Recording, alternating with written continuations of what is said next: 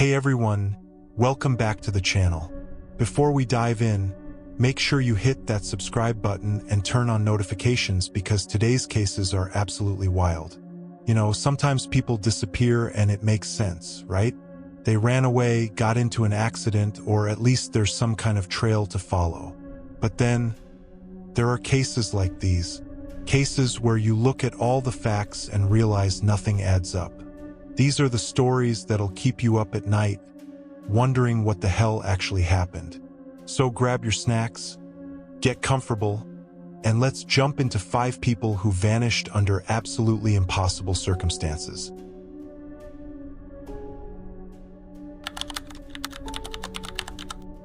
Alright, December 2009. We've got a 30-year-old guy named Stephen Kuchar living in St. George, Utah.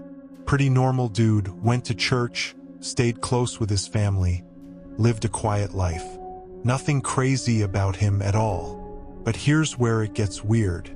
Stephen tells his landlord he's heading out of town to visit family for the holidays. Cool, right? Makes perfect sense. But the very next day, his white Chevy Cavalier shows up in Henderson, Nevada, over 100 miles away from his home. And get this, it's in the complete opposite direction from where his family lives in Texas. Like, what? So neighbors notice this car parked in their upscale neighborhood, just sitting there in a cul-de-sac. Nothing too suspicious at first. But then surveillance footage captures Stephen that morning, and this is what freaks me out. He's walking up the street with purpose. He's not running, doesn't look lost or scared. He's just walking. No bag, no phone in his hand. Just walking like he knows exactly where he's going. And then he walks out of frame and is never seen again. Let that sink in for a second. Inside his car, police find Christmas gifts, wrapped cookies, church materials, all the stuff you'd bring to see your family. His cell phone pings in that same Henderson neighborhood and then goes silent. No struggle, no witnesses, nothing suspicious reported. Stephen just stops existing. No bank account activity. No contact with friends or family. His entire life just ends in that random cul-de-sac. So what happened? Well, theories are all over the place. Maybe he was lured there for a fake job opportunity. We know he'd been struggling with money. Maybe there was someone he was seeing secretly that led to foul play. Some think it was a random crime, but there's literally zero evidence. Could he have taken his own life? I mean, it's possible, but he left those Christmas gifts behind, and he was a devout member of the Latter-day Saints Church, which makes that theory less likely. His family completely rejects it. His family said it best. If he's alive and he knows who he is, I have a hard time imagining he would just be gone and stay away from our family. And honestly, this case haunts me because of that surveillance footage. He walked with such purpose, like he had somewhere important to be. But where? And why? We may never know. Okay, this one is absolutely insane. June 13th, 2001. 19-year-old Jason Jolkowski leaves his home in Omaha, Nebraska. He's heading to work at a local radio station, but his car's in the shop. No big deal, a coworker's gonna pick him up at a nearby high school parking lot. The distance? 8 blocks, half a mile, a 10-minute walk, tops. Jason leaves home around 10:45 in the morning wearing black slacks and a blue Cubs t-shirt. He's got his work bag with him, and somewhere between his front door and that high school parking lot, Jason vanishes into thin air. Let me repeat that: in broad daylight, in a residential neighborhood, Jason disappears without a single trace. The last confirmed sighting? Neighbors saw him bringing the garbage cans up the driveway that morning. He waved, smiled, and that was it. Nobody saw him walking. Nobody heard a struggle. Nobody saw a suspicious vehicle. It's like he literally evaporated. His coworker waits at the high school, eventually leaves thinking plans changed. At work, they figure he just missed his ride. But when Jason never comes home that night, his parents know something's horribly wrong. Police search the route he would have taken. They check his bank account, credit cards, nothing touched. No bag, no wallet, no torn clothing left behind. There's literally nothing to go on. And here's what really messes with me. Jason had no reason to disappear. No money problems, no sketchy friends, no secret life. He was just a normal kid going to work. For over 2 decades now, nobody has found a single clue. Not one. Some think someone in the neighborhood targeted him. Maybe he walked out his door and got grabbed immediately, thrown into a vehicle before anyone noticed. But who and why? They didn't get money from it. Others think it was completely random, wrong place, wrong time. Maybe he was even hit by a car and the driver panicked, took the body and hid it. But honestly, nobody knows. And that's what makes this case so disturbing.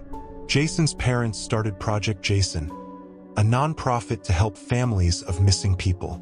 The organization closed in 2016, but the impact was huge.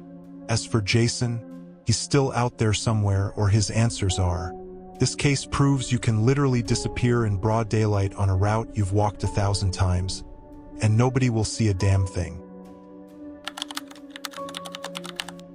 August 18, 2010. Vortex Spring, Florida.